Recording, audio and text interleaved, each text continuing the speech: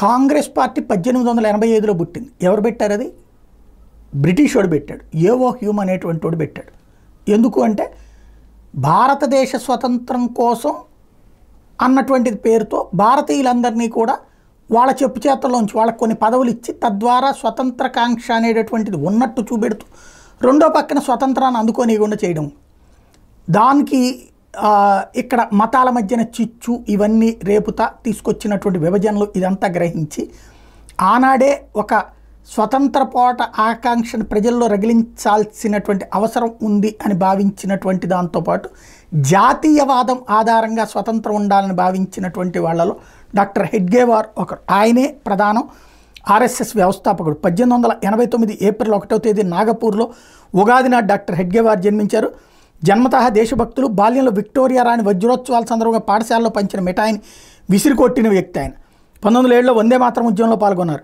దేశం బ్రిటిష్ వాళ్ళ దాస్యంలో ఉండటాన్ని సహించలేకపోయారు. విప్లవకారుల కేంద్రం బెంగాల్లో వైద్య విద్యను అభ్యసించి 1916లో నాగపూర్ తిరిగి వచ్చారు. ఇంట్లో కడు పేదరికం ఉంది. అయినా ఉద్యోగం చేయాలని, వివాహం చేసుకోవాలని భావించలేదు. దేశ స్వాతంత్రం కోసం తన జీవితాన్ని సమర్పించాలనుకున్నారు. 1920లో నాగపూర్లో జరిగిన కాంగ్రెస్ మహాసభల నిర్వహణ బాధ్యత తీసుకున్నారు. 1200 మంది వాలంటీర్లను సమీకరించారు. దేశానికి సంపూర్ణ స్వాతంత్రం, ప్రపంచాన్ని పెట్టుబడిదారి విధానం నుంచి విముక్తి చేయడం అనే రెండు విషయాల్ని కాంగ్రెస్ తీర్మానాల ప్రస్తావన సమితి ముందుంచారు. 1930లో కాంగ్రెస్ సంపూర్ణ స్వాతంత్ర తీర్మానం చేసింది. దాన్ని సమర్థిస్తూ డాక్టర్ హెడ్గేవార్ అన్ని సంఘ శాఖల్లో కాంగ్రెస్ని అభినందించే కార్యక్రమం చేయమని సూచించారు. ఇది ఆయనలో ఉన్నటువంటి స్పెషాలిటీ. ఖిలాఫత్ ఉద్యమాన్ని కాంగ్రెస్ సమర్థించినప్పుడు వ్యక్తిగతంగా వాళ్ళకి ఇష్టం లేకపోయినా కూడా దాన్ని బహిరంగపరచకుండా గాంధీజీ సహాయ నిరాకరణ ఉద్యమంలో పాల్గొన్నారు. అంతా కలిసి ఉద్యమించాలన్నదే ఆయన అభిప్రాయం. పోయిన స్వాతంత్రం సాధించుకోవడం కంటే దాన్ని నిలుపుకోవడం కోసం దేశభక్తి, గుణ వికాసం కలిగిన సమాజ నిర్మాణం చాలా అవసరమని ఆయన భావించారు. అందుకే 1925లో ఆయన సంఘాన్ని ప్రారంభించారు, అంటే ఆర్ఎస్ఎస్ని ప్రారంభించారు. కలిసి పనిచేయడం, శక్తిని ఉపాసించడం, అనుశాసనం, దేశభక్తి, సమాజం పట్ల ప్రేమ, నిస్వార్థ భావన వంటి గుణాల వికాసం కోసం శాఖలో కార్యక్రమాలు చేశారు. 15 సంవత్సరాల్లో సంఘం దేశవ్యాప్తంగా విస్తరించింది. సంఘం ప్రారంభం తర్వాత కూడా 1930లో వాళ్ళు వ్యక్తిగత స్థాయిలో అటవీ సత్యాగ్రహంలో పాల్గొని 9 నెలల పాటు కారాగారవాసం కూడా అనిపించారు. ఆ సమయంలో వారి మిత్రుడు డాక్టర్ పరంజపేని సంఘ సరసంఘ చాలకగా నియమించారు. ఆనాడు కాంగ్రెస్లో మితవాదులు, అతివాదులు అనే వర్గాలు ఉండేవి. డాక్టర్జీ వర్గాలకు అతీతంగా ఉండేవారు. ఇతరుల మీద, బయట వాళ్ళ మీద ఆధారపడకుండా స్వయం సేవకులే తమ సమయాన్ని, ధనాన్ని సమర్పించేలా గురుదక్షిణ కార్యక్రమం ప్రారంభించారు. భగవద్ధ్వజమే మన గురువు అన్నారు. వ్యక్తినిష్ట కంటే తత్వనిష్టకే పెద్దపీట వేశారు. 9 దశాబ్దాల తర్వాత కూడా సంఘ నీతి రీతి మారలేదు. సంఘాన్ని స్థాపించామన్న అహంకారం వాళ్ళకి లేసి మాత్రమే ఉండేది కాదు.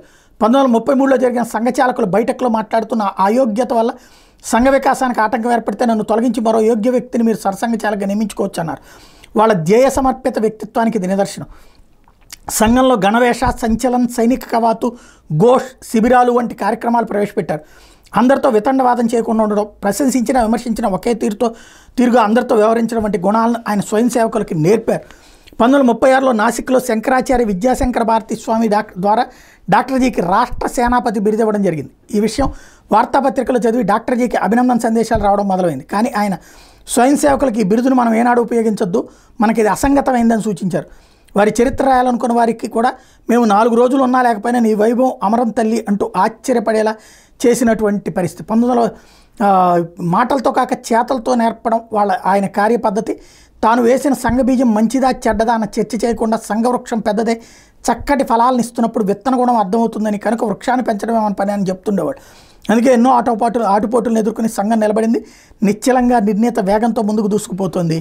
ఎందుకు ఇది ఇప్పుడు చెప్పాల్సి వచ్చిందంటే దసరా సంఘాన్ని ఆవిర్భావానికి సంబంధించినటువంటి సందర్భం కాబట్టి.